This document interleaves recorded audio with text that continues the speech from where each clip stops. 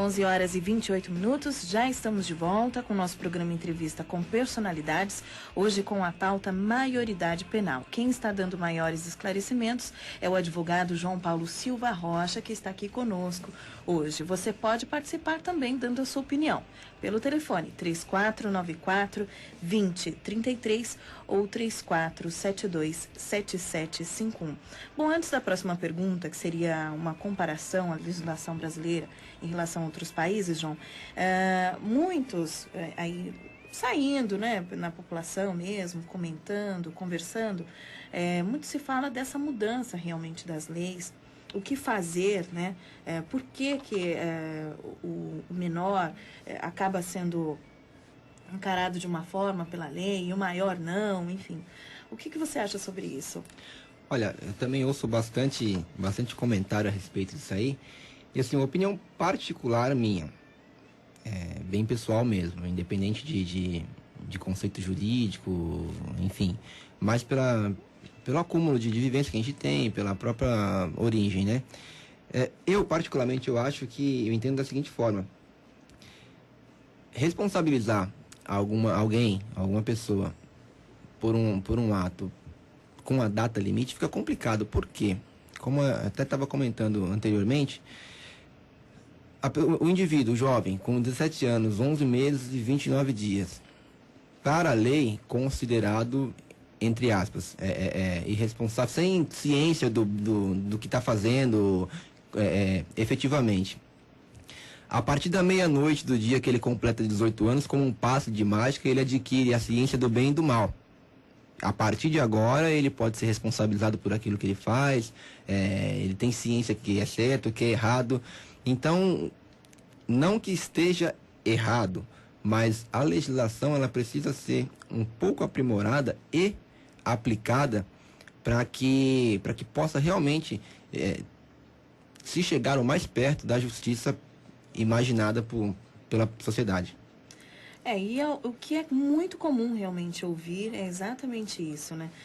Se dá para tirar carteira de motorista, se eu posso votar, né? Porque eu não posso ser responsável pelos outros atos, né? Exatamente. Quantos adolescentes hoje são pais, né? Sim, E já tem, querendo ou não, às vezes não é uma família ali realmente convencional, mas é um pai que precisa pagar a pensão e tem seus 17 anos, até menos. Nós temos casos assim. Casos, sim. Então, se é possível ter todas essas responsabilidades como um indivíduo comum, por que não também ao cometer um ato que, infelizmente, ilícito, né? Que acaba até destruindo vidas, por que não ter a justiça de forma que possa aí, então, realmente lidar com essa situação de forma mais, assim, vamos dizer, não digo justa, mas que realmente venha a dizer à sociedade, olha, foi feito e está sendo amenizado de alguma forma, né? Porque, por exemplo, alguém que perde um ente querido, fica difícil, né? Com certeza. Você deixa de agir com a razão para agir 100% com emoção, né? E um detalhe interessante que você citou, tem países aí, europeus, asiáticos, e se salvo engano, nos Estados Unidos, onde a legislação ela é um pouco diferenciada, pois cada estado da federação tem sua própria legislação, tem estados dos Estados Unidos que punem crianças, 7, 8, 10 anos. E a gente vê casos aí na mídia que volta e meia a criança é levada para o tribunal porque matou o pai ou matou o colega de escola, enfim. Mas lá também é aferida a consciência do indivíduo. Por quê? O que acontece? Como eu comentei pouco atrás, não passa de mágica, popularmente falando, para a legislação brasileira, o indivíduo ele atingiu a maioridade dos 18 anos, pronto, agora ele pode ser responsabilizado penalmente. Porém, a gente sabe, você sabe, eu sei, todos nós sabemos, que tem muito jovem com 16, 15 anos que tem muito mais responsabilidade, muito mais consciência do que muitos adultos. Tem jovens aí que não faziam distinção, mas que começam a trabalhar cedo por adquirir responsabilidade, desde os 14, 15 anos, que colocam o sustento dentro de casa, e esse jovem, em outras situações também, tem muito mais responsabilidade do que aquele jovem de 20, 21 anos, que pega o carro do pai consciente, o pai deu o carro consciente, porque meu filho é maior, ele pode fazer. Só que o jovem, irresponsavelmente, sem ciência daquilo, pois não foi criado, não teve uma formação, não teve uma base na sua formação um pouco mais consciente, sai por aí fazendo racha, fazendo pega, atirando e pintando e bordando aí, saindo das discotecas da madrugada, entrando em casa, enfrentando briga, fazendo parte de grupos aí de punição. Chamadas gangues. Chamadas gangues. A gente tem aí os skinheads, a gente tem outros tantos aí que volta e meia a gente vê que agride homossexual, agride negro, aqui agride nordestino. Então, muitos, para não dizer a grande maioria, maiores. Mas se for realmente ver o grau de consciência, de responsabilidade, será que tem tanto quanto? É muito relativo. É muito relativo. O ser humano, o indivíduo, ele é muito subjetivo, certo? Às vezes o que é para algum não é para o outro, não é? O que é importante para um pode ser não tão relevante assim para o outro. E eles dão pesos e medidas diferentes para situações que para a sociedade é importante, porque não há nada mais importante para um ser humano do que a sua vida. E você, como você mesmo disse, perder um ente querido por uma irresponsabilidade de um terceiro causa um transtorno tamanho. Independente realmente da idade. Bom, 11 horas e 35 minutos, você até citou que alguns países europeus há essa diferença. Eu me lembrei até de um país, no caso o Iraque, né, que também tem uma forma muito drástica de ver. Você citou as crianças, né? Eu lembro de um caso assim de uma criança que realmente foi roubar um pão. Ela tinha 6 anos de idade e foi penalizada. Sim. E lá são torturas, né? Isso, salvo engano, o maior aprofundamento, na Índia, a maioridade penal, ela é atingida com 7 anos de idade.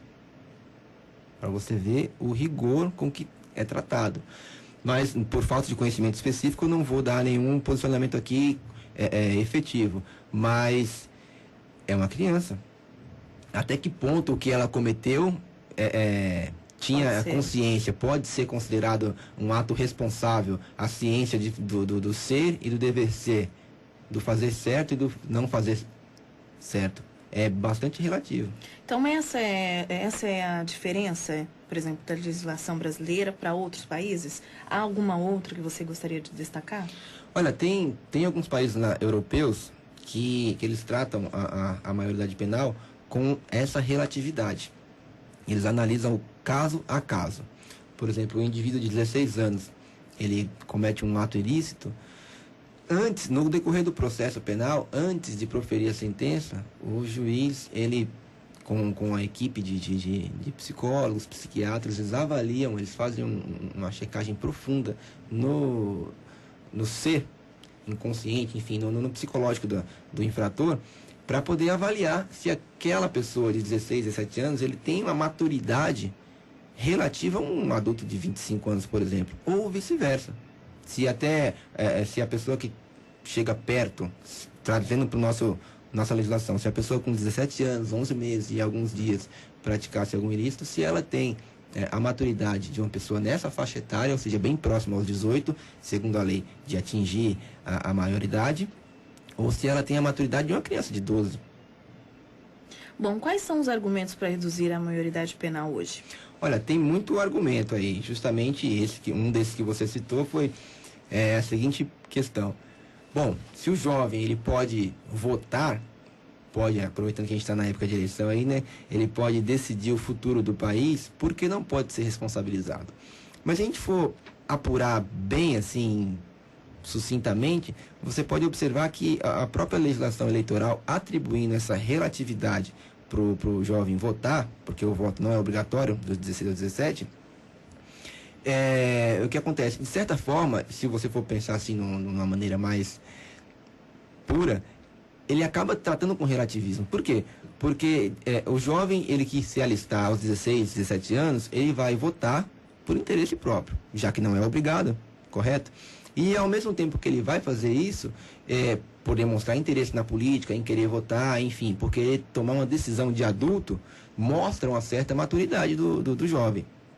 Por outro lado, a conscientização, ainda que indireta, é bastante visível, porque a gente tem a legislação eleitoral, ela coloca à disposição orientações comerciais, bastante conteúdo informativo para o jovem tomar ciência em que votar, em como votar, como exercer o seu direito de cidadão votando.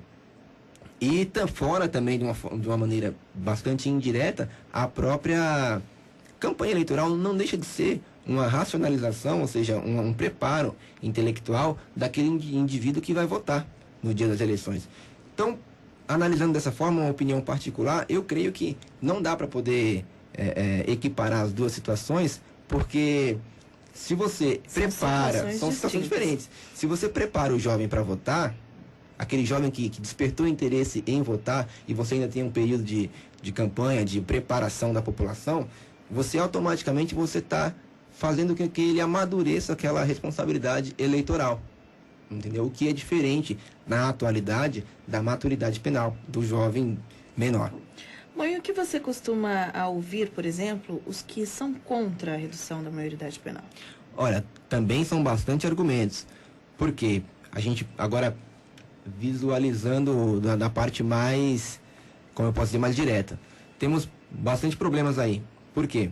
Se você reduzir para 16 anos, vamos imaginar que é a grande idade aí que o pessoal bastante cita.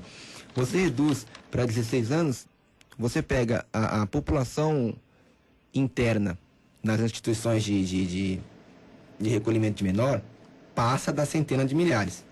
Se você pegar a população carcerária do Brasil, ultrapassa e muito a centena de milhares de presos. Junta esses dois blocos, você vai no mínimo dobrar a população carcerária. Sem contar que você vai colocar muitas vezes um jovem que, por um ato de despreparo, por que não dizer até familiar, junto com um criminoso de longa data. Entendeu? Então é bastante delicada a situação, porque você vai acabar especializando e, popularmente falando, pós-graduando um jovem de 16 com um criminoso aí, assaltante de banco, traficante, homicida, entre outros. Tem uma lista vasta, né? Exatamente. É algo realmente que é preciso pensar muito e ter muita diretriz, né? Com certeza. Não é fácil, por exemplo, chegar e falar assim, não, vamos mudar a lei, então. É por isso que há muita discussão. Tem muita discussão, tem entidades que são a favor, outras são contra, enfim, tem para todos os gostos aí, né? Argumentos é o que não falta. E também projetos de lei, projetos de emenda constitucional para alterar o artigo 228, para mexer nisso aí, também é o que mais, um dos assuntos que mais tramitam no Congresso Nacional é isso aí. E se for o caso para alterar o artigo 228 da Constituição, é um pouco mais complicado, porque para você alterar um artigo da Constituição, um processo legislativo é muito maior, tem que ter aprovação nas duas casas, em 2 turnos, e ainda tem que ter a sanção do presidente, que é muito mais complicado do que você alterar uma lei infraconstitucional, no caso, por que não, o Estatuto. Porém, ao meu ver, se houvesse um empenho, na verdade, maior do Estado, num todo, em efetivamente aplicar a lei existente, não só partindo agora para a parte do menor infrator, em toda a área penal, uma participação um pouco mais responsável, porque não efetiva, do Estado com estabelecimentos prisionais conforme manda a lei, com acompanhamento prisional conforme a lei de execução penal diz, com um processo na forma em que a lei diz, um processo célere, com um julgamento ágil e para chegar um pouco mais perto da justiça, talvez não precisasse alterar tanta lei, talvez não precisasse haver tantas leis como existem no Brasil. 11 horas e 43 minutos. Daqui a pouco nós vamos aqui finalizando o programa Entrevista com Personalidades com mais 2 perguntas. A primeira delas é: quais são, então, os trâmites legais para reduzir a maioridade penal? E quando, por exemplo, a Câmara dos Deputados votará as propostas de redução